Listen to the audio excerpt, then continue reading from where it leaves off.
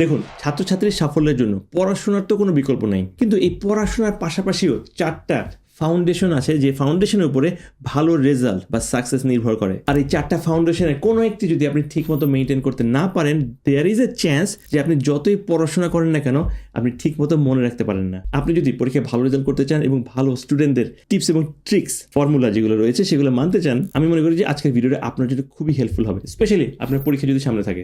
এই প্রথম ফাউন্ডেশনটাকে অনেকেই আমরা মনে করি আমাদের সময় অপচয়, এটার বদলে বরং বেশি পড়াশোনা করলে ভালো হতো। আর সেই ফাউন্ডেশন নাম্বার 1 হচ্ছে স্লিপ, কোয়ালিটি স্লিপ। তো কোয়ালিটি স্লিপ মানে হচ্ছে 7 থেকে 9 ঘন্টা অবশ্যই একজন স্টুডেন্টকে ঘুমাতে হবে। আমরা আগে বলেছি অনেকে মনে করি যে না ঘুমিয়ে একটু বেশি পড়াশোনা করবো, কিন্তু অ্যাকচুয়ালি আপনাকে জানতে হবে যে যদি আমরা না ঘুমাই বা ঘুমাই তাহলে কি হবে। আমরা যখন প্রথমে নতুন একটা জিনিস পড়াশোনা করি, এটা হতে পারে নতুন vocabulary, math, chemistry, just name ইট, যে কোনো নতুন জিনিস আমরা যখন পড়ি তখন আমাদের ব্রেনে একটা টেম্পোরারি একটা জায়গাতে গিয়ে জমা হয় যেটাকে বলা হয় হিপ্পোক্যাম্পাস। আপনারা হয়তো অনেকে এটার নাম শুনেছেন। তো যেটা হয় হচ্ছে আমরা যখন ঘুমাতে যাই তখন এই হিপ্পোক্যাম্পাসে আমাদের যে নতুন যে ইনফরমেশনটা সেটা বারবার রিপ্লে হতে থাকে। ঠিক যেমন ব্যাকগ্রাউন্ডে যদি মুভি চলতে থাকে, এরকম মুভিতে চলতেই থাকে। আপনার যে ফর্মুলাগুলো, যে নতুন ইনফরমেশনগুলো সারাদিন পড়েছেন সেটা পেছনে ব্যাকগ্রাউন্ডে মুভির মতো চলতে থাকে।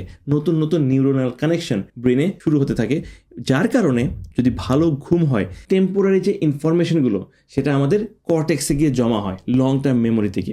আপনি যদি ঘুমকে স্কিপ করে যান তাহলে আমাদের ব্রেন এই যে লং টার্ম একটা মুভির মতো করে একটা নতুন জিনিস যেটা আমরা শিখেছি এটা প্লে করা সেটা করতে পারে না। আর এই কারণে আপনার হয়তো মনে হচ্ছে যে 3-4 ঘন্টা কম ঘুমিয়ে আপনি আরও বেশি রিভাইজ দিবেন, কিন্তু ঘুম না হওয়ার কারণে আপনার ইনফরমেশনগুলো হিপ্পোক্যাম্পাস থেকে আর কর্টেক্সে যেতেই পারছে না। আপনার যদি ঘুম নিয়ে একটু গিলটি ফিল থাকে, একটু বেশি ঘুমিয়ে ফেলেছেন, অ্যাজ এ স্টুডেন্ট এই জিনিসটা একটু ভিজুয়ালাইজ করার চেষ্টা করুন, আমার মনে হয় আপনার কাজে দিবে। এটা মানে এরকম যে কম্পিউটারে আপনি কোনো কিছু লিখছেন কিন্তু সেভ করছে না, আপনি না ঘুমিয়ে পড়াশোনা করছেন, মনে হচ্ছে যে আপনি অনেক ডিসিপ্লিন, আপনার অনেক উইল পাওয়ার, আপনি হয়তো পরীক্ষাতে অনেক ভালো করে ফেলবেন, কিন্তু আপনার যে ইনফরমেশন সেটা অ্যাকচুয়ালি স্টোরি হচ্ছে না। আর সেই কারণে অনেক বেশি পড়েও অনেক প্রোডাক্টিভ নিজেকে মনে হয়েও পরীক্ষার সময় হয়তো আমাদের এই জিনিসগুলো মনে থাকে না। তাই যতই পড়াশোনা করেন না কেন, আপনি যতই ভালো স্টুডেন্ট হন না কেন, আপনাকে ডেফিনেটলি 7 থেকে 9 ঘন্টা প্রপার কোয়ালিটি ঘুম মেনটেন করতে হবে। নাম্বার 2, এটাও অনেক সময় আমাদের মনে হয় যে না, এটা না করে পড়াশোনা করি। আমাদের মারা, খালারা বা বাসার কেউ একজন আমাদের কাছে এই ফাউন্ডেশন নাম্বার 2 যেটা সেটা নিয়ে আসে, কিন্তু আমরা অ্যাভয়েড করি, এটা চিন্তা করি যে এটা শুধুমাত্র সময় নষ্ট। সেটা না, এটা হচ্ছে নিউট্রিশন বা নিউট্রিশিয়াস ফুড। দেখুন, একটা জিনিস আমি বারবার বলে আসছি, আপনি হয়তো জানেন, সেটা হচ্ছে যে আমাদের ব্রেন আমাদের শরীরের ওজনের মাত্র 2%, কিন্তু আমাদের শরীরের 20% এনার্জি এই ব্রেনটা খরচ করে কি হিসেবে?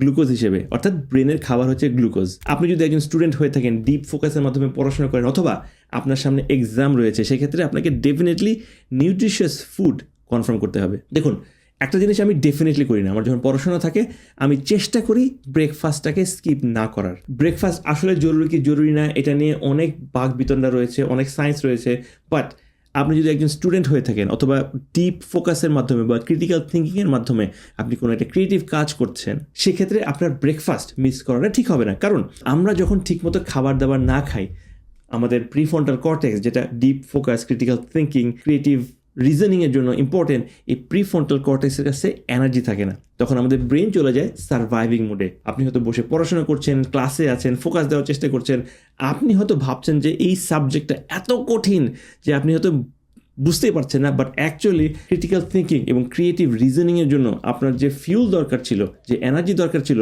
সেটাই হয়তো আপনার নেই। এই কারণে অ্যাজ এ স্টুডেন্ট এবং as a creative thinker, critical reasoning person হিসেবে আপনাকে সবসময় নিউট্রিশিয়াস ফুড কনফার্ম করতে হবে, এবং সেক্ষেত্রে ডেফিনেটলি আপনাকে খাবারের প্রোটিন, কার্বোহাইড্রেট এবং ফ্যাটের একটা গুড কম্বিনেশন রাখতে হবে।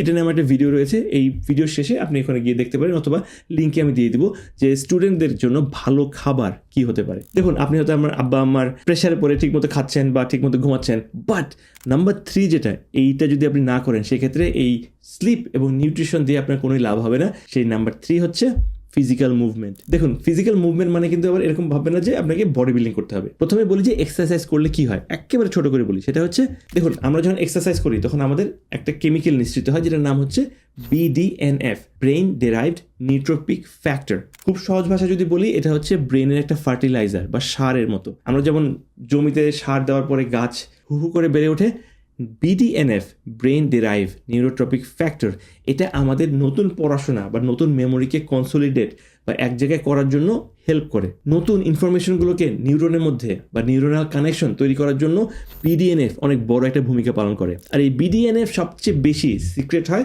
যখন আমরা এক্সারসাইজ করি। কিন্তু আগেই বলেছি, আপনাকে জিমে যেতে হবে না, প্রতিদিন আপনাকে অ্যাটলিস্ট 15-30 মিনিট হাঁটাহাঁটি করতে হবে বা যে কোনো কাজ করতে হবে। এরকম হতে পারে যে সকালে ঘুম থেকে উঠেই আপনার পড়াশোনার টেবিলে যাওয়ার আগে আপনি একটু হাঁটাহাঁটি করে নিতে পারেন 10-15 মিনিট। যদি বাইরে গিয়ে হাঁটাহাঁটি করতে পারেন আরও ভালো।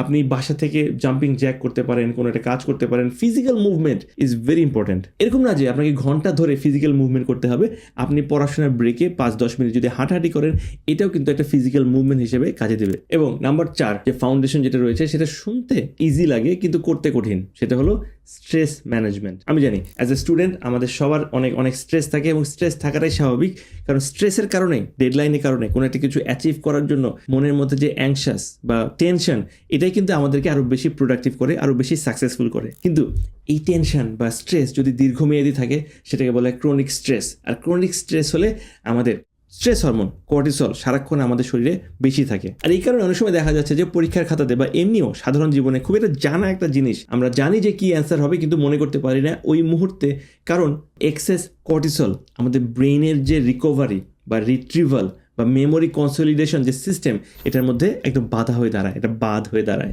এই কারণে অনেক সময় দেখা যাচ্ছে যে পরীক্ষার হলে একদম জানা জিনিস আমাদের মনে আসে না। আমরা অনেক সময় বলি যে টেনশনের কারণে মনে আসছে না, তার কারণ হচ্ছে যে কর্টিসল লেভেল যখন বেড়ে যায়, এই কর্টিসল আমাদের মেমোরি কনসলিডেশন বা মেমোরি রিট্রিভাল, কোনো কিছু মনে রাখার মাঝখানে একটা বাধা হয়ে দাঁড়ায়। আমাদের ব্রেনের যে অংশকে আমরা বলি যে memory centre of the brain, hippocampus, যেটা আগেই বলেছি, এই হিপ্পোক্যাম্পাস লিটারেলি শ্রিঙ্ক করে, ছোট হয়ে যায় যদি আমাদের শরীরে কর্টিসল লেভেল দীর্ঘদিন পর্যন্ত বেশি থাকে। সো টেনশন তো থাকবেই, কিন্তু এটাকে ম্যানেজ করতে হবে। আর সেক্ষেত্রে ব্রিদিং হচ্ছে আমার সবচেয়ে ফেভারিট, এবং পার্টিকুলারলি একটা ব্রিদিং এর কথা আমি সব জায়গায় বলে এসেছি, সেটা বলা হয় বক্স ব্রিদিং 4-4-4-4।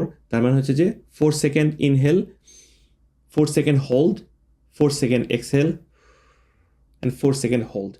এই বক্স ব্রিদিং আমাদের প্যারাসিম্পেথেটিক নার্ভাস সিস্টেমকে কাম করে, শান্ত করে এবং ব্রেনের অ্যাংজাইটি কমায়। পরীক্ষার হলে অথবা যে কোনো সময় আপনার যদি মনে হয় যে কোনো একটা পড়াশোনা ঠিক মনে আসতেও আসছে না, এই বক্স ব্রিদিং আপনাকে অনেকটাই হেল্প করবে আপনার অ্যাংজাইটি কমিয়ে দিতে। সেই সাথে সাথে আরও একটা কাজ করতে পারেন, আমার নিজের খুব ফেভারিট একটা ডায়েরি রাখবেন। আমি আমার জীবনে সবসময় অনেক ডায়েরি ইউজ করে আসছি। যখনই কোনো কিছু ওরি হয় বা কোনো কিছু হয় যে আমি কন্ট্রোল করতে পারছি না, খুবই টেনশন হচ্ছে, সেই ডায়েরিতে আপনি সেই প্রবলেমগুলো, সেই টেনশনগুলো, সেই অ্যাংজাইটিগুলো লিখে রাখবেন। একটা জিনিস খেয়াল করবেন যে আপনার মাথাতে যে টেনশনটা চলছে ব্যাকগ্রাউন্ডে, সেটা যখন আপনি খাতাতে বা ডায়েরিতে, পার্সোনাল ডায়েরিতে লিখে রাখবেন, আপনার চোখের সামনে আসবে, তখন জিনিসটাকে এত বেশিও স্ট্রেসফুল মনে হবে না। অনেকে এটাকে ওরি ব্রেক বা গ্র্যাটিটিউড জার্নালিং হিসেবে করতে পারেন। আপনি রাত্রে ঘুমানোর আগে অথবা সকালে উঠে এই জার্নালিংটা করতে পারবেন, যেটা আপনার অ্যাংজাইটি বা স্ট্রেস লেভেল কমাতে হেল্প করবে। তাই আজকে থেকে আপনাকে যেটা করতে হবে, আপনাকে ঘুম কনফার্ম করতে হবে, আপনাকে নিউট্রিশন কনফার্ম করতে হবে, আপনাকে ফিজিক্যাল মুভমেন্ট করতে হবে এবং আপনাকে স্ট্রেস কন্ট্রোল করতে হবে। আর আপনি যদি স্টুডেন্ট হয়ে থাকেন এবং এই পরীক্ষার যে যুদ্ধ, এটাতে জিততে চান, নিচে কমেন্টে লিখুন I am going to win. আর আপনাদের জন্য রয়েছে অসংখ্য অসংখ্য দোয়া এবং শুভকামনা। দেখা হবে অন্য কোনো ভিডিওতে।